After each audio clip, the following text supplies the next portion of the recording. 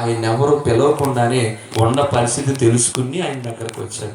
మీరు యెషయా గ్రంథం 65వ అధ్యాయంకి వచ్చిన చదువుకుంటే అక్కడ ఎవరు పిలవలేదు, ఆయన్ని పిలవకుండానే ఎతకకుండానే దొరుకుతున్నాడట. మరి ఈ రోజులు కూడా ఆయన అట్లా దొరుకుతున్నాడు. మీరు ఈ రోజైనా సరే మీరు మనస్ఫూర్తిగా కనుక ఒప్పుకోగలిగితే, ఆయన దగ్గర మీరు నిజం చెప్పగలిగితే మీకు ప్రభు గొప్ప అవకాశాన్ని కలగజేస్తున్నారు. చదవండి 65వ అధ్యాయం మొదటి వచనం చదువుతాం.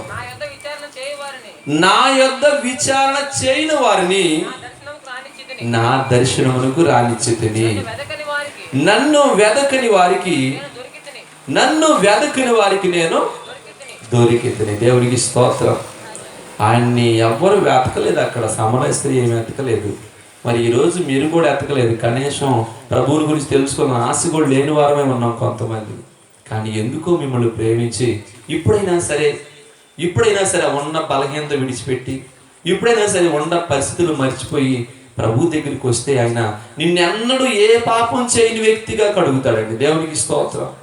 ఆయన దగ్గరికి పాపాత్మ స్త్రీ ఆయన దగ్గరికి వస్తే ఆమెని ఏ పాపం చేయను, అమ్మ ఇంకా ఎన్నడూ చేయబాకు పాపం అని చెప్పాడు. ఆయన ఒక్క మాట లేదు, ఒక రాయి ఆయన మీద వేయలేదు. కారణం ఏంటంటే ఆయన అంత మంచి దేవుడు, మన దేవుడు అంత గొప్ప దేవుడు, యేసు దేవుడు. ఒప్పుకుంటే కనుక తప్పకుండా కనికరించబడతామా, కప్పుకున్నామా మన జీవితంలో ఎప్పటికీ ఆ విమోచన లేకపోతే విడుదల క్షేమం నెమ్మది. పాపం చేసే వ్యక్తి మీరు గమనించండి, అయితే పాపంలో మగ్గుతున్న వ్యక్తికి నెమ్మది ఉండదు, సమాధానం ఇంట్లో కనబడదు. ఎక్కడ చూసినా గర్భిలి, గందరగోళం, ఎక్కడ చూసినా తెలియని భయం. ప్రతి క్షణం ఎవరు వస్తారో. మీరు చదువుకుంటే బైబిల్ అర్థం, దుష్టుడట ఎవరు తరవకుండానే పరిగెడతారట, ఎవరు తరవట్లే వెనక మాలబడి. కానీ ఎందుకో తెలీదు ఆ ఇంట్లో దాక్కుంటాడు, తలుపు చాటును దాక్కుంటాడు. ఏంటంటే ఏదో వచ్చేస్తుంది నా మీదకి అంటాడు. అలాంటి భయం ఎంపడేస్తే ఏంటంటే వాళ్ళు చేస్తున్న పనులు వారిని భయపెడతా ఉంటాయి. అందుకే మీ జీవితాల్లో ఎక్కడ ఏ లోపం ఉన్నా, ఎక్కడ ఎటువంటి బలహీనత ఉన్నా దాన్ని ఒప్పేసుకోండి, తప్పకుండా కనికరిస్తాడండి. దేవునికి స్తోత్రం. ఆ సమరయ ఊరు అందరిని తీసుకొచ్చేసింది. హల్లెలూయా. వారు వచ్చిన వాళ్ళు కూడా చక్కగా ప్రభు మాట్లాడిన 2 రోజులు ఆయన మరొక 2 రోజులు ఉండమని చెప్పి ఆ స్త్రీని చూసి అంటున్నారు. ఆ మాట చదువుదాం. ఆ స్త్రీని చూసి అంటున్నారు. ఇప్పుడు ఆ స్త్రీని చూసి అంటారు కదా, 38వ వచనమా 39?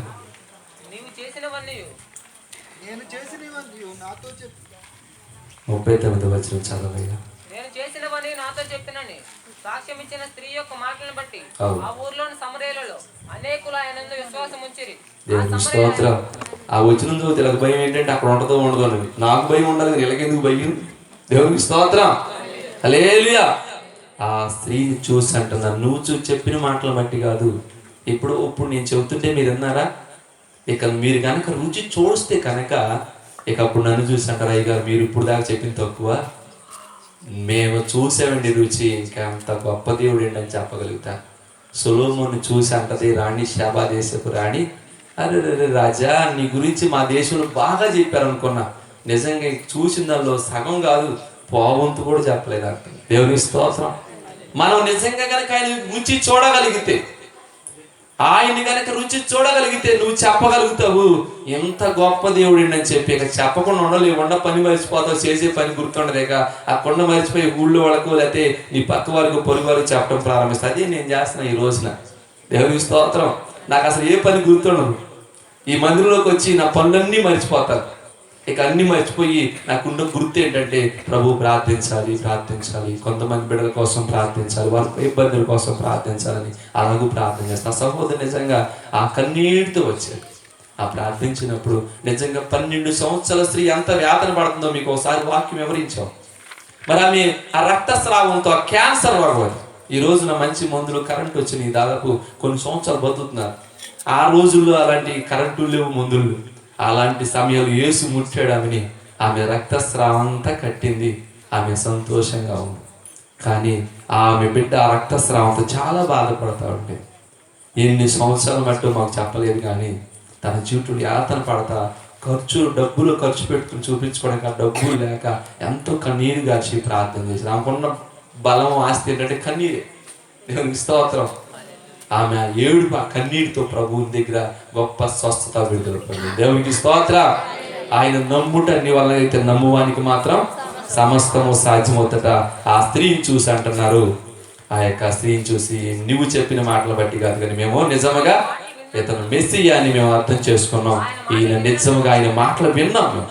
మరి ఇప్పుడు ఎన్ని మీరు ఏం తెలుసుకున్నారో నాకు తెలియదు, పరిశుద్ధాత్ముడు తెలియపరుస్తున్నాడు, మీ లోపాలు ఏంటో చెప్తున్నాడు.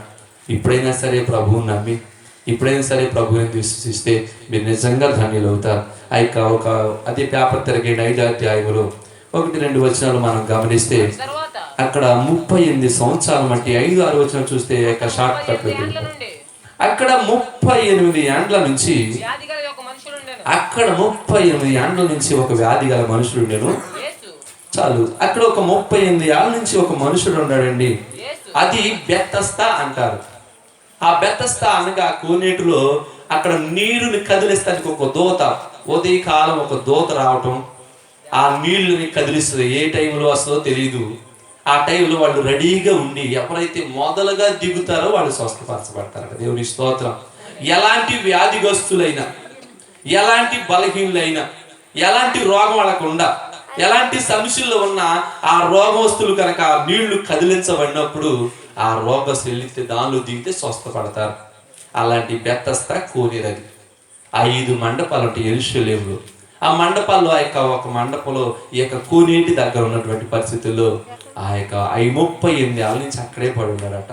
మరి పాపం అతనికి ఎవరు లేరో మనకు తెలీదు. మరి అక్కడ వచ్చే వాళ్ళందరూ కూడా సీనియర్ ఇతనే, ఎవరికి వాళ్ళు వచ్చి స్వస్థతలు వెళ్ళిపోతున్నారు, కానీ ఇతను మాత్రం అక్కడే ఉంటున్నాడు. 38 సంవత్సరం అంటే ఎట్లా పోషించబడుతున్నాడో మనకు తెలీదు. కానీ ఎవరైనా అడిగితే నాకు ఎవరు లేరండి అని చెబుతాడు. స్తోత్రం. చాలా మంది ప్రభు దగ్గరకు వస్తారు కానీ నీళ్లు కదిలిస్తున్నప్పుడు, వాక్యం చెప్తున్నప్పుడు వినరు. మనం వస్తామా? భలే చక్కగా వస్తాం, వచ్చి చక్కగా గుచ్చుకుని ముసుగులు చక్కగా వేసుకుంటారు. వచ్చిన కానించి మొదలు పెడతారు. అటుగా ఇటుగా ఎంత కష్టమో. మీరు టీవీలు కాడ ఎన్ని గంటల సేపు కూర్చుని అసలు ఒకరు ఎక్కడికి వస్తే కాసేపు కూర్చుంటే చాలా మొదలు పెడతారు. మరి అదేంటో నీళ్లు కదిలించబడుతున్నప్పుడు అయితే నీళ్ళు రావట్లా. కానీ అన్ని సంవత్సరాలు ఉన్నాడు, కొంచెం కొంచెం కదిలినా, కొంచెం కొంచెం డేక్కుంటే వెళ్ళినా దూకేవాడు కదా. అయితే అతనికి ఆసక్తి లేదేమో తెలియదు. కానీ అతనికి అక్కడ ఎవరు ప్రభువుని ఆహ్వానించినట్టు మనం చూడం. అక్కడ ప్రభువుని ఆహ్వానించినట్టు మీరు రండి, ఈ 35 సంవత్సరాలు ఈ బలహీన ఇక్కడ పడి ఉన్నాడు, ఎప్పుడు వ్యాధి వస్తే ఇక్కడే ఉంటాడు అని చెప్పిన వాళ్ళు ఎవరు లేరు అక్కడ. కానీ ఆ సంగతి తిరిగి ఆలోచన చదువుతాం. యేసు వాడు పడి ఉండుట చూచి వాడు అప్పటికి బహుకాలము నుండి ఆ స్థితిలో ఉన్నాడని ఎరిగి ఇక్కడ అడుగుతున్నాడండి. 38 సంవత్సరాలు మట్టి ఉన్నావు, మరి అతని వయసు ఎంతో మనకి ఏం తెలియదు. 38 సంవత్సరాలు అంటే ఇక్కడికి వస్తున్నావు, మరి ఇక్కడే ఉండవు. ఇప్పటికైనా ఏమైనా రోగం బాగొట్టుకోవాలని ఉందా, ఇంకా పెంచుకోవాలని ఉందా అంటున్నాను. అర్థమవుతుంది ఈ మాటలో. ఇప్పటికైనా ఈ సమస్య విడిపించుకోవాలని ఉందా మీకు? ఇప్పటికైనా ఈ కన్నీటి ముగింపు పలికి ప్రభు సన్నిధికి రావడానికి, ప్రభు మీద మనసు పెట్టి చక్కగా ప్రార్థించుకునే ఆశ, కోరిక అనిపిస్తుందా మీకు? అక్కడ అడుగుతున్నాడు ప్రభు, ఏమయ్యా 38 సంవత్సరాలు మట్టి ఉండవు, ఇప్పటికైనా సరే ఇక స్వస్థపడతావా అంటే ఇతను ఏం మాట్లాడతలేదు. అయితే అంటాడు కదా, నాకు స్వస్థపడాలని ఉంది అని కాదు, కానీ చదివితే అక్కడ బాగా ఆ రోగి అయ్యా నీళ్లు కదిలింపబడినప్పుడు నన్ను కోనేటిలో దించుటకు దేవునికి స్తోత్రం. ఎవరు లేకపోతే 38 సంవత్సరాలు ఎట్ట బతుకుతున్నాడు అండి. ఒక మనిషి బతకాలంటేనే చాలా కష్టపడితే కానా కష్టం ముందు బ్రతకటం. ఇద్దరు భార్య భర్తలు పనిచేసి మా దగ్గరికి వచ్చి అంటారు, అసలు అయ్యగారు మా ఇంట్లోనే జరగట్లేదండి, ఆ ఇంట్లో అసలు హోటల్ కడటం కష్టమైపోతుందని చెబుతూ ఉంటారు. మరి ఇద్దరు కష్టపడితే పని అవ్వట్లేదు, కానీ వీడికి మాత్రం 2 పూటలు శుభ్రంగా తింటున్నాడు, అన్ని బాగానే అవుతుంది. కారణం ఏంటంటే వచ్చి వాళ్ళని అవి అడుక్కుంటా, లేకపోతే అక్కడ ఉన్నటువంటి పరిస్థితి ఎలా బతుకుతో తెలియదు, నాకు ఎవ్వరు లేరని చెప్పి సాకులు చెబుతున్నారు. మన వాళ్ళకు ఉన్నది ఏంటంటే, ఏమా ప్రార్థన చేసుకోండి, ఇప్పుడే నీ కుటుంబంలో సమస్యలు పోతాయి కదా అంటే సాకులు చెబుతారు. వద్దామని ఉందండి అయ్యారు, నాకు రావాలని అసలు మనస్ఫూర్తిగా ఉంది, వత్తమేంటి వస్తే బాప్టిజం కూడా తీసుకుంటా, కానీ ఇప్పుడు కుదరతలేదండి అని చెబుతూ ఉంటారు సాకులు.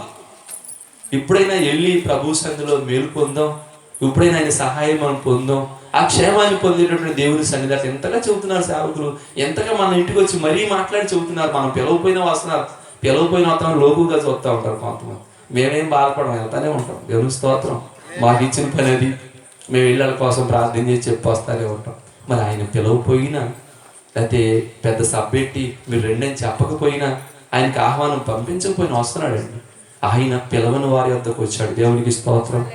మరి మీరు అందరూ పిలిచారో ఎప్పుడు పిలిచారో నాకు తెలియదు, కానీ నేను పిలవలేదు. నేను ఎప్పుడు కూడా ఆయన పిలవలేకుండానే నాకు దొరికాడండి ఆయన. నేను ఎతకకుండానే దొరికాడు నా దేవుడు. దేవునికి స్తోత్రం. ఇతని జీవితంలో 38 సంవత్సరాలు బట్టి ఆయన పడి ఉండటం చూశాడట. ఇప్పుడైనా సరే ఈ రోగి బాగుపడాలి ఆయన గమనించను. ఆయనకి ఎందుకండి అంత బాధ? రోగంతో ఆ బాధపడతాడుగా. ఆ రోగి అట్లా బాధపడితే ఏమైంది? కానీ ఆయన చూడలేకపోయాడు ఆ బాధపడటం.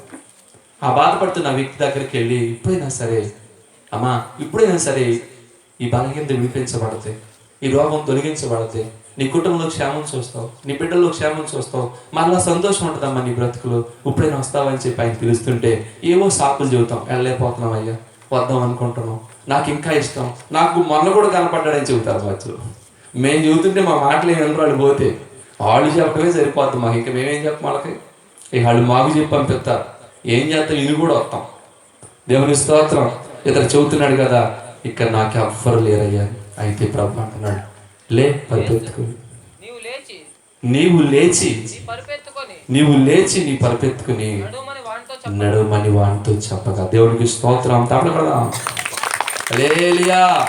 లే, ఇప్పుడేం లేగవయ్యా, నిద్రపోయింది చాలు. కానీ ఇప్పుడు దాకా పడి ఉండవు. 35 సంవత్సరాలు, ఒక రోజు 2 రోజులు, సంవత్సరాల తడి బతుకంతా మార్చుకో.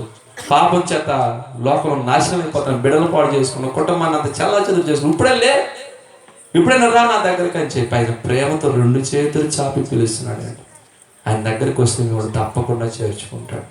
ఆ 38 సంవత్సరాలు పడిన బాధ, యాతన ఏమైపోయిందో అతను దిగ్గులేసాడంతే. పరుపు ఎత్తేసుకున్నాడు. ఆ స్థలం అంతా ఖాళీ చేసేసాడు. దేవునికి స్తోత్రం. ఆ స్థలం అంతా కొంపుకుంటుపోయి ఉంటుంది అనుకుంటున్నాను. ఆ స్థలం అంతా ఖాళీ చేసి శుభ్రం పరుపు తీసుకుని వెళ్తాడు. దేవునికి స్తోత్రం. మరొక విషయాన్ని కూడా గమనిస్తాం. మార్కు సువార్త 5వ అధ్యాయము 1వ వచనాన్ని గమనిస్తే,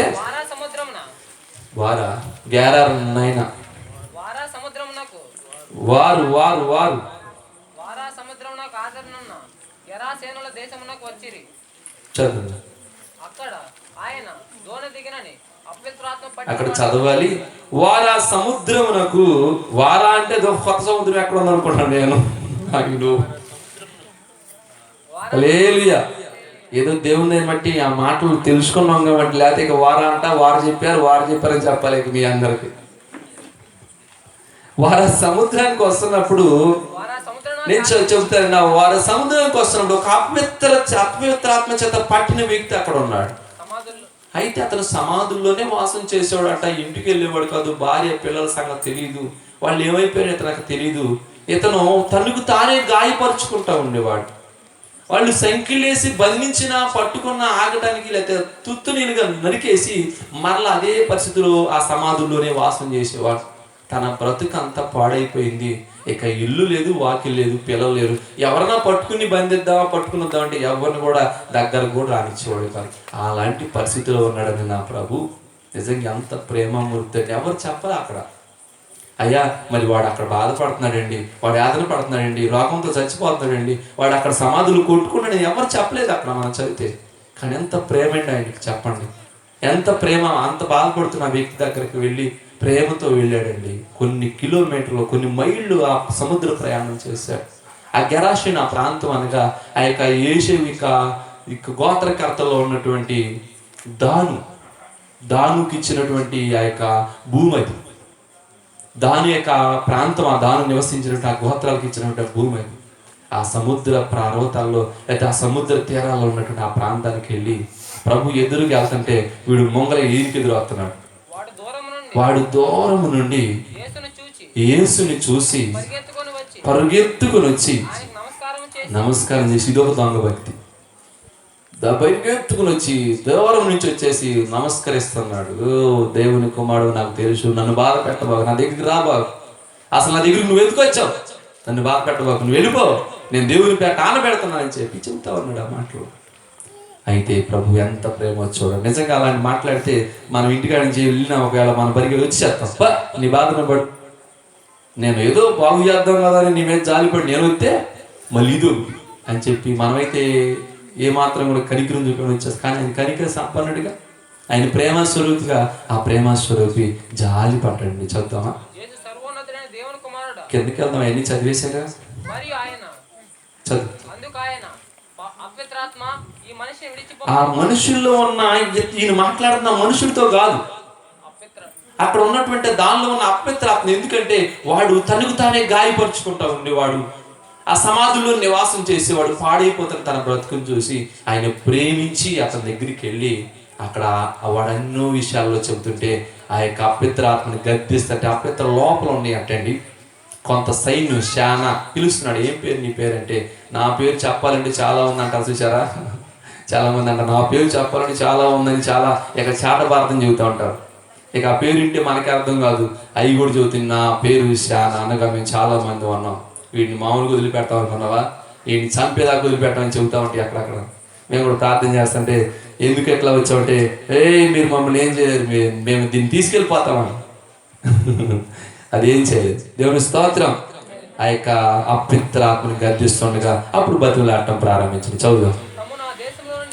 తమ్మును ఈ యొక్క లోపల ఉన్న అపవిత్రాత్మలు అంటున్నాయి ఈ మాట.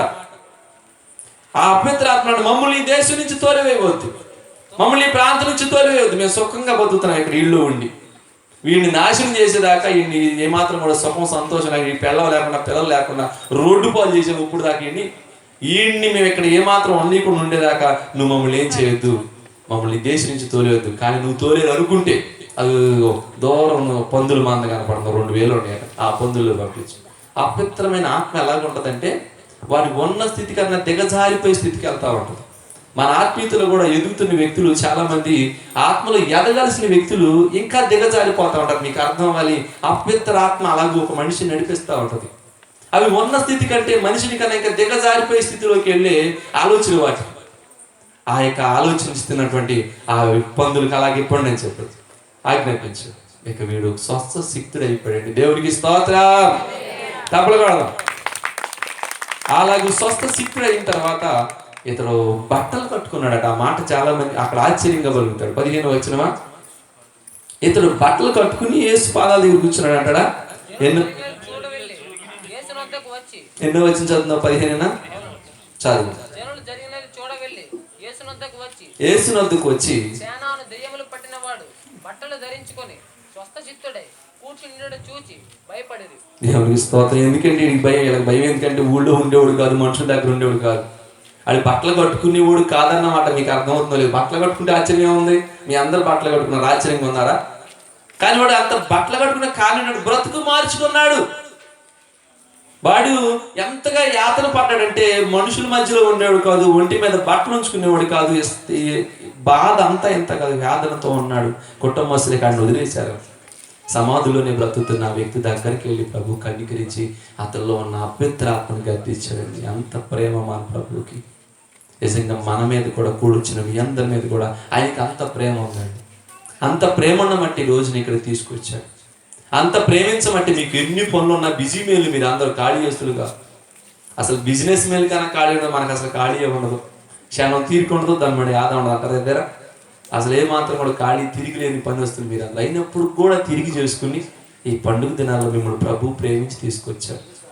మిమ్మల్ని ఆయన, మీరు కోరుకోకపోయినా మిమ్మల్ని ఆయన కోరుకుని ఈ స్థలంలో నడిపించాడు. నా ప్రభు నాకు వాగ్దానం చేశాడు. దేవునికి స్తోత్రం. వస్తున్న ప్రతి వారి జీవితంలో ఒక నూతన క్రియ జరుగుతుంది.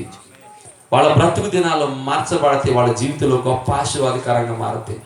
ప్రతి ఒక్కరూ ఆ యొక్క ఒప్పుకోని ఆత్మ మీ మీదకి వచ్చును గాక.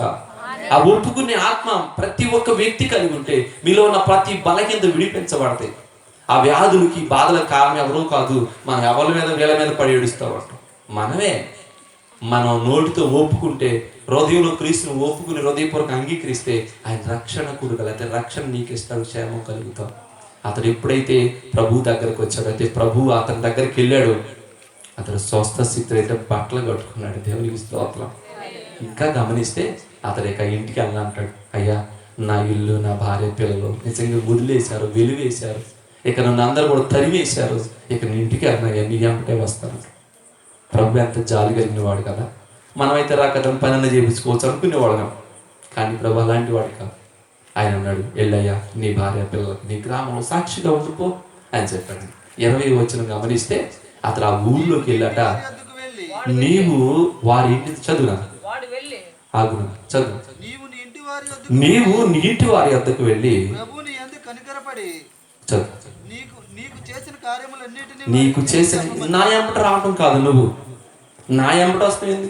నువ్వు ఎక్కడైతే ఉన్నావు ఆ స్థలంలోనే సాక్ష్యం చెప్పబోయా నువ్వు చేసిన మేలు. దేవునికి స్తోత్రం. సాక్ష్యం చెప్పండి అంటే సాక్ష్యం మీ ఊళ్ళో కాదు ఇంకో ఊళ్ళో చెబుతారంట. ఎందుకంటే మన బతుకని తెలుసు. గమనించండి, మన బ్రతుకుల్లో చేసిన మేలుని చెప్పటం ప్రారంభించాలి. మన జీవితంలో చేసినటువంటివన్నీ, నేను చేసినవన్నీ నాకు చెప్పాడని చెప్పి సామ్రాజ్య పరిగెత్తి చెబుతుంది.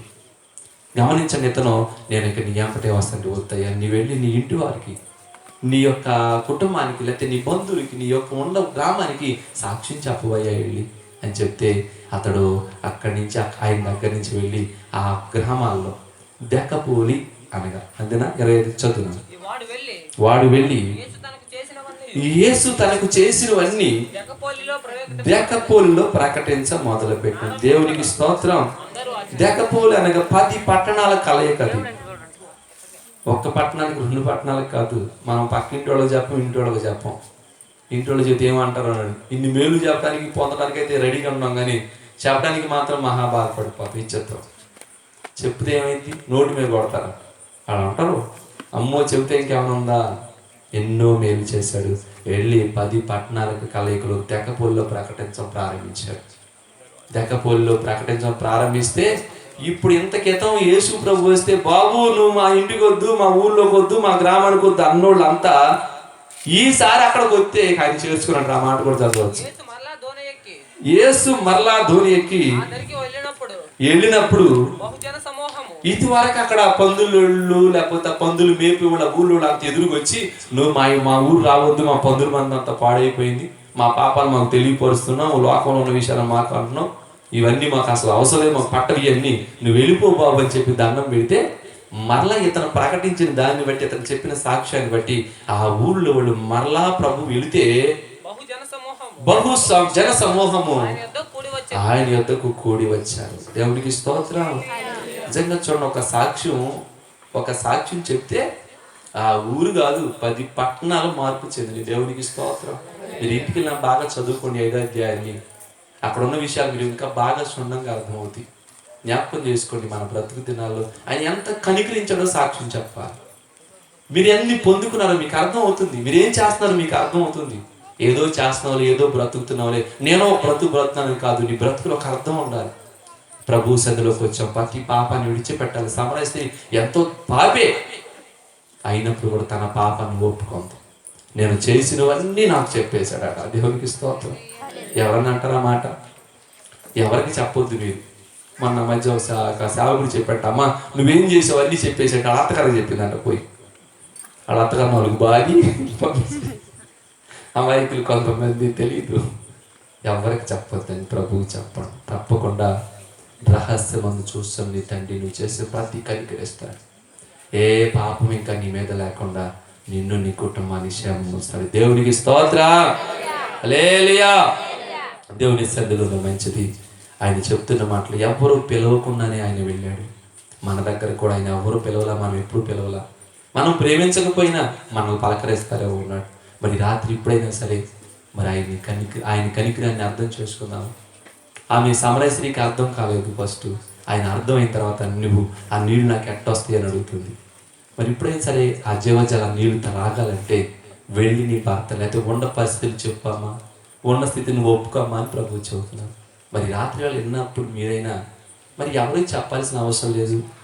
ఎవరి జోలికి మీరు వెళ్ళవద్దు. మీ మనస్ఫూర్తిగా ఉన్న స్థలంలోనే మోకరించి, ఉన్న స్థలంలోనే మనస్ఫూర్తిగా ప్రభువా ఇదిగో నేను చేసిన పని, ఇదిగో ఇప్పుడు వరకు నీకు విరోధంగా నడిచాను, ఇప్పుడు వరకు విరోధమైన జీవితాన్ని నీకు జీవించాలని చెప్పి ఒప్పుకోగలుగుతారా? మిమ్మల్ని అడుగుతున్నా, ఒప్పుకోగలుగుతారా? మనస్ఫూర్తిగా అడుగుతారా? ప్రభు నేను ఈ పాపం ఉన్నాను, నన్ను ఈ పాపం ఏలుబడి చేస్తాను, ఈ పాపం వల్ల నా నాశనానికి వెళ్ళిపోయింది నా కుటుంబం, లేకపోతే నా బిడ్డలు పరిస్థితులన్నీ కూడా తారుమారట కాను నేనే అని చెప్పి ఒప్పుకుంటే తప్పకుండా కనికరించబడతారు. బైబిల్ చెబుతుంది అతిక్రమాలు ఒప్పుకునేవాడు కనికరించబడతాడట. ఆ కనికరాన్ని పొందాలంటే మనం ఒప్పుకోవాలి మనస్ఫూర్తి. తప్పకుండా క్షమించి కుటుంబంలో సమాధానం ఇస్తాడు. దేవునికి స్తోత్రం. ఈ రోజున మీరు చేసే పనులు బట్టి లేకపోతే మనం చేసే పనులు బట్టి సమాధానం లేదు, అన్నీ ఉన్న సమాధానం సంతోషం లేదు. కానీ రాత్రి వేళ కనుక ఒప్పుకుని మనసు పూర్తిగా ఒప్పుకుని మీరు అడగండి, తప్పకుండా ఇంట్లో సమాధానం వెలుబడి చేయను గాక, కుటుంబాల బిడ్డలో సమాధానం వెలుబడి చేయను గాక. సమాధానం చాలా గొప్పదండి బాబు. సమాధానం లేక ఎన్నుండా ప్రయోజనమే ఉంది. చాలా మంది అంటారు, ఏముంటే ప్రయోజనం ఏంటి, మా ఆవిడికి నాకు మాటలు లేవు అంతేనా అంటూ ఉంటారు, చెబుతారు, వస్తూ ఉంటారు కదా. ఏముంటే ప్రయోజనం, మాకు ఎన్ని ఉంటే ప్రయోజనం. మీరు అనుకుంటున్నారు గొప్పడని, మా ఇంట్లో ఆ గొప్పతనం నాకు లేదు. మా ఇంట్లో మా ఆవిడ అసలు లెక్క లేదు. ఏదో తెలియని బాధలు అన్నీ అందరికి ఉన్నాయి, మీకే కాదు మాకు ఉన్నాయి. కానీ మేము ఎప్పటికప్పుడు ఒప్పుకుంటున్నాం, కనికరం పొందుతున్నాం. మీరు కూడా కనుక రాత్రి కనుక ఒప్పుకుని, ప్రభువా నా పరిస్థితి ఇది, నేను చేసినవన్నీ నీకు తప్ప ఎక్కడో చెప్పుకోగలను, లేకపోతే ఎవరు నన్ను కనికరిస్తారని చెప్పి అడగగలిగితే, మరి మనస్ఫూర్తిగా అడగగలిగి తప్పకుండా మేము కనిపిస్తాం. అట్టి కృప ప్రభువుకి దయచేయండి కాక. ప్రార్థన చేసుకోండి, కళ్ళు మూసుకోండి, ప్రార్థన చేసుకోండి, ప్రార్థన చేసుకుందాం. ఆయన నిజంగా కనికర సంపన్నుడు. నువ్వు పిలవకపోయినా నీ దగ్గరకు వచ్చాడమ్మా. నువ్వు ఎప్పుడు కూడా అడగలేదు కదా, ప్రభా నా పరిస్థితి ఏంటో నాకు చెప్పన్నావా అనలేదు. కానీ రాత్రి ఎందుకో నేను తీసుకొచ్చి నీ పరిస్థితి అంతా నీకు తెలియపరుస్తున్నాడు. నేను చేసినవన్నీ నాకు చెప్పేశాడు, నేను చేసినవన్నీ నాకు చెప్పేశాడు. ఈయన మెస్సియా కాదా, ఈయన రక్షకుడు కాదా, ఈయన విమోచన కాదా అంటుంది ఆ సహోదరి. మరి ఈ రోజున నీకు ఆయన అన్ని చెప్పేస్తున్నాడు కదా. నువ్వు చేసినవేంటో నీకు తెలియపరుస్తున్నాడు, నువ్వు చూసినవేంటో నీకు తెలియపరుస్తున్నాడు, నీ బ్రతుకు దినాల్లో ఉన్న పరిస్థితులు ఏంటో నీకు తెలియపరుస్తున్నాడు. ఇప్పుడైనా ఒప్పుకుందామా? ఒప్పుకుంటే కనికరించబడతామమ్మా. ఆ గెరాషీల దేశంలో అపవాది చేత పీడించబడుతూ, కుటుంబంలో భార్యకి బిడ్డలకి దూరం అయిపోయి, ఎవ్వరు లేని ఒంటరి జీవితాన్ని జీవిస్తూ, తనకు తానే గాయపరుచుకుంటూ, అందరినీ బాధ పెడుతూ, తాను బాధపడుతూ, సంతోషం ఏంటో తెలియదు, సమాధానం ఏంటో ఇంట్లో లేదు. కానీ తన జీవితం ఎల్లడికి ఎప్పుడు కూడా దుఃఖంతో నిండిపోయిన ఆ దినాలు. కానీ ప్రభు చూశాడు, ప్రభు ప్రేమించాడు, ఆ ఇంటికి ఆ యొక్క బిడ్డను ప్రేమించాడు. తన జీవితంలో చూసి ఆ గెరాషీన దేశం కొన్ని మైళ్ళు ప్రయాణం చేసి ఒక్క వ్యక్తి కోసం వెళ్ళాడండి. ఒక్క వ్యక్తి కోసం సువార్త చెప్పడానికి వెళ్ళాడు. గమనించి ఈరోజు నీ దగ్గరికి వచ్చాడు. ఈ రీతికి సభలు ఏర్పాటు చేసింది నీకోసమే సహోదరుడా, నీకోసమే సహోదరి. కేవలము నిన్ను ఇంకా నీ స్థితిలో మార్చుకుంటావని, ఇప్పుడైనా సరే నీ ప్రవర్తన దిద్దుకుంటావని, ఇప్పుడైనా సరే ఈ సమయంలోనే సరే నీతో ప్రభు మాట్లాడుతున్నాడు. నీ ప్రవర్తన ఎలా ఉంది, నువ్వే స్థితిలో ఉంటావు, నువ్వు ఎలాగూ బంధించబడతావు, ఏ స్థితిలో నువ్వు జీవితాన్ని పాడు చూసుకుంటున్నావో తేటగా చెబుతున్నాడు. నువ్వు చేసిన పాపం అన్ని పుణ్యం తెలియని ఆ బిడ్డలు శాపగ్రస్తులుగా మారలేదా? నువ్వు చేసిన పాపం నీ బిడ్డల జీవితాలు శాపంగా మారలేదా? నీ యొక్క జీవితంలో ఆ రోజున అనుకున్న ఎవరూ చూడలేదని నువ్వు తిన్న విత్తనాలు మొక్కలు మొలుస్తుంది, మానులుగా మారుతున్నాయి. నీ బ్రతుకులు నీ కళ్ళ ముందర చూస్తూ ఉండగా మానులుగా ఉంటే నీ అంత బ్రతుకునంతగా ఏడవద్దా? ఇప్పుడే ఒప్పుకుంటే తప్పకుండా కనికరించబడతావు. ప్రార్థన చేసుకుందాం. శాపగ్రస్తమైన జీవితం నుంచి విడుదల పొందుతాం. క్షేమాన్ని కలిగి ఉండాలని, నీ జీవితంలో ఒక సమాధానం పొందుతావని ఈ రోజున ఈ రాత్రి వేళ ప్రభు నీతో ముఖంగా నీతోనే మాట్లాడుతున్నాడు. నీ యొక్క జీవితంలో మారాలి. ఓ ప్రత్యేకమైన పర్సన్ గా నువ్వు మారాలి. ఓ ప్రత్యేకమైన జీవితం నువ్వు చేయాలని ఆశపడుతున్నాను. ప్రభు నాతో మాట్లాడుతున్నాడని చెప్పి ఆశపడుతున్నావా? నిజమే, ఇప్పుడే ఆమె నేను చేసినవన్నీ చెప్పేశాడు, నేను చేసినవన్నీ చెప్పేశాడని చెప్తున్నా. ప్రభు మాటలు వింటావు. అప్పటికప్పుడే పరిగెత్తుకొచ్చింది. అందరూ ఒకసారి లేచి నిలబడండి. నేను చేసినవన్నీ చెప్పేశాడు, నేను చేసినవన్నీ చెప్పాడని చెబుతున్నాడు. సహోదరు అందరు లేచి నిలబడాలి. ప్రార్థన చేసుకుందాం. అందరు లేచి నిలబడండి. ప్రభువా, ఈరోజు నా పరిస్థితి ఏంటో నాకు తెలియపరిచావు. ఈరోజు నాతో ప్రత్యేకంగా మాట్లాడుతున్నాను. నిజంగా నేను చేసింది ఎవరికి తెలియదు అనుకున్నానయ్యా. నేను చాలా సీక్రెట్ గా చేశా, చాలా తెలివిగా చేశా. నేను చాలా తెలివిగా మెయింటైన్ చేస్తున్నాను చెప్తున్నావా? తప్పకుండా బట్ట బయలు ఉంది, జాగ్రత్త. బ్రతుకంతా పాడైపోయాక పాపాన్ని తీసుకో. పాపంతో చలగాటమాడవద్దు, అది ఒక రోజు నిన్ను నాశనం చేస్తా. ఇదిగో ఆ స్థితిలో ఉన్నావని ఎరిగి నిన్ను ఈ సమయాల్లో దర్శిస్తున్నాడు. నువ్వు ఎక్కడున్నా సరే ఒప్పుకుంటే కనికరించబడతావు. ఈ రాత్రి ఒప్పుకో. ఈ శబ్దాంతరం ద్వారా వింటున్నా, పడుకున్నా, కూర్చున్నా, ఉన్న స్థలంలో ఉన్న ఈ స్థలంలో ఇప్పుడే నువ్వు మనస్ఫూర్తిగా ఒప్పుకో. ఆ పాపం విడిపించబడదు. నీ బిడ్డల మీదకి ఆ శాపం రాదు. ఉన్న పరిస్థితులు మార్చబడతాయి. కుటుంబంలో సమాధానం వస్తుంది, సంతోషాన్ని నువ్వు చూస్తావు. నవ్వి అన్నాలు అవుతుంది, మనస్ఫూర్తిగా నవ్వుతూ ఆ నవ్వు ఉందా నీ జీవితంలో? నువ్వు చేస్తున్న పని, నువ్వు చేస్తున్న పాపమే నిన్ను రోజున ఒక దొంగలాగా, ఒక దోషిగా, నిన్ను ఏమాత్రం కూడా సమాజంలో ఉండకుండా పారిపోయేటట్టుగా, పరిగెత్తేటట్టుగా, మరుగైపోయేటట్టుగా చేస్తుంది పాపమే. ఆ యొక్క దయ్యములు పట్టిన వాడు ఇంట్లో ఉండేవాడు కాదు, అతను సమాధుల నివాసం. అతనికి కారణం ఏంటో చెప్పుతాను, పాపమే.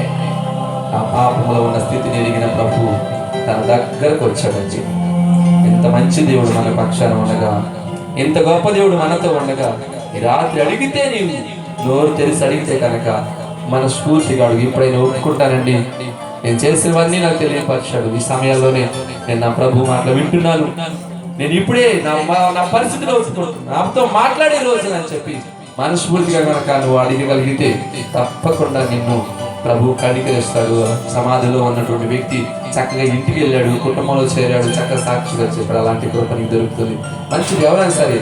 మరి ఇప్పుడే ఆ పాప నుంచి విడుదల పొందాలన్నా, ఇప్పుడే ప్రభు చేతులకు నేను రావాలనుకుంటున్నాను మనస్ఫూర్తిగా అనుకోగలిగితే చేయవచ్చని తప్పకుండా ప్రార్థన చేస్తాను మీకోసం. కుడి హస్తాన్ని చూపి, అయ్యో ఆ బంధాల నుంచి విడిపించబడాలి, ఆ బంధకాల నుంచి నేను బయటకు వస్తాను, ఇంకా రహస్య పాపంలో, ఇంకా రహస్య జీవితం నాలో ఉంది అని కనుక మీకు అర్థమైతే కనుక చేతులకు తప్పకుండా కుడి హస్తాన్ని పైకి చాపండి. తప్పకుండా ప్రార్థన చేసుకోవాలండి. ప్రార్థన చేసుకున్న సమాధి నుంచి విడిపించబడి, అదిగో ఆ దయ్యముల చేత, శానా అనే దయ్యముల చేత బంధించబడే జీవితం విడుదల పొందినట్లుగా, ప్రతి దుష్టాత్మ ప్రతి వారి నుంచి విడుదల ఉన్నగా, ప్రతి వారు క్షేమాన్ని నెమ్మది చూస్తున్నగా, సమాధానంతో ఇంటికి వెళ్ళునుగా, వారి కుటుంబంలో బిడ్డలో సాక్షులుగా ఒక సమాధానకరమైన కార్యాల బిడ్డలో చూస్తున్నట్లుగా ప్రార్థన చేసుకుందాం. పరిశుద్ధులకు మాట్లాడి మీ నామానికి వందనాలు. ఈ రాత్రి వేళ మీ మాటలు విన్నాం. నిజంగా ఎవరు నిన్ను పిలవలేదు కానీ నువ్వు వారి దగ్గరికి వెళ్ళి వారిని దర్శించి వారితో మాట్లాడే అందుని బట్టి స్తోత్రం. అంత మాత్రమే కాదు, మాతో ఈ రోజున నిజంగా మాకు ఆశ లేదు మీ దగ్గరికి రావాలని, అయినప్పుడు నువ్వు బలవంతం చేసి తీసుకొచ్చావు మమ్మల్ని. ఈ రోజున మమ్మల్ని ప్రత్యేకంగా నడిపించావు. మీ మాటలు వింటే భాగ్యం ఇచ్చావయ్యా. నా తండ్రి రాత్రి సమయం ఇచ్చినందుకై స్తోత్రాన్ని ప్రార్థన చేయండి అమ్మా. ప్లీజ్ ప్రార్థన చేసుకోండి. కొన్ని నిమిషాలు ఈ స్థలాన్ని విడిచి వెళ్తాను. ఈ సమయంలో నా ప్రభు నన్ను కనికరిస్తున్నందుకై స్తోత్రం. వ్యక్తిగతంగా అందరూ ప్రార్థన చేయాలి. అందరూ పరిశుద్ధులకు మా తండ్రి మీ నామానికి కొంత స్తోత్రాలైనా, మీ దయా సంకల్పాన్ని బట్టి, నీ ప్రేమను బట్టి, నీ పిల్లలందరినీ నా తండ్రి రీతిగా మీరు నడిపించినందుకై స్తోత్రాలు. మీరు మాట్లాడుతున్న మాటలను బట్టి, అమూల్య సత్యాలను బట్టి ఉంది. నిన్ను నిజంగా ఎవరు పిలవలేదు, ఆహ్వానించలేదు, కానీ నువ్వు అందరూ వారి దగ్గరికి వెళ్ళి వారిని ఒక్కొక్కరు వ్యక్తిగతంగా కలిసి వారి బ్రతుకులు మార్చావు, వారి జీవితాల్లో ఎన్నడూ చూడంత సంతోషాన్ని ఇచ్చావు. అలాగే ఈ సమయంలో కుడి హస్తాన్ని లేపి చూపిస్తున్న ప్రతి బిడ్డలో వారి జీవితంలో సంతోషం కలగదు, సమాధానం ఇచ్చే మునిపెరులేని ఒక జీవితంలో సంతోషాన్ని, మునిపెరులేని సంతోష సమాధానం వారి ఇంట, వారి పట్ల, వారి బ్రతుకులో, బయట లోపల కూడా సమాధాన సంతోషాలు వారి కుటుంబాలు కలుగునట్లుగా సహాయం చేయండి. వారి జీవితాలకి అన్నటికీ ఆ పాపానికి బానిసలు కాకుండా, బ్రతుకులు ఎప్పటికి కూడా ఆ పాపం జోలికి పోకుండా ప్రభా నీ సన్నిధిలో, నీ ప్రత్యక్షతలు, నీ ప్రసన్నత ఎల్లప్పుడూ పొందుతూ మీ సన్నిధి, మీ ప్రత్యక్షత దయచేసి కూర్చొని పిల్లల కుటుంబాలు దీవించమని. ఇప్పటి వరకు నా తండ్రి పిల్లలంతా చక్కని పాడిన బిడ్డల్ని వాయిద్యాల వారిని అయినా మీ బిడ్డలందరినీ దీవించండి. సంవత్సరం వారిని సేవకులు కూడా వచ్చిన ప్రతి బిడ్డని దీవించండి. కుయాస్తాన్ని చూపిస్తూ ప్రభా ఇప్పుడైనా నా బ్రతుకులు మాకు, ఇప్పుడే నేను నీ దగ్గరకు వస్తుందని చెప్పి నమ్మిక విశ్వాసంతో సన్నిధిలో చేతులెత్తిని పిల్లల్ని ఆస్వాదించి దీవించండి. కూడా వచ్చిన ప్రతి వారి పట్ల నూతన కార్యం జరిగించమని, ఇదిగో ఒక నూతన క్రియ చేయించడం జరిగించండి. నీ మాట బట్టి ఒక నూతనమైన కార్యం బిడ్డలో జరిగినట్టుగా సహాయం, అద్భుతాన్ని చేసి ఆశ్చర్యాలు చేసి ఈ రీతికి రెండో పూటలో మీరు నడిపించడానికి స్తోత్రాలు చేస్తారు. రేపు పగలు రాత్రి కూడా ఘనంగా మీరు జరిగించి మహిమని యేసునామమున అడిగి ప్రార్థించి వేడుకొనుచున్నాం తండ్రి. ఆమేన్ ఆమేన్.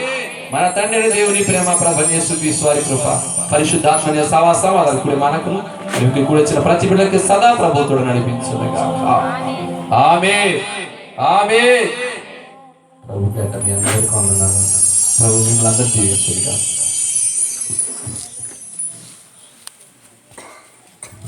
హల్లెలూయా. చక్కటి వాక్యాన్ని అందించిన దైవజనులకు ప్రత్యేకమైన వందనాలు. సమయంలో 3 విషయాలు దైవజనుల ద్వారా మీకు వినిపించబడి, ఈ విషయాలను బట్టి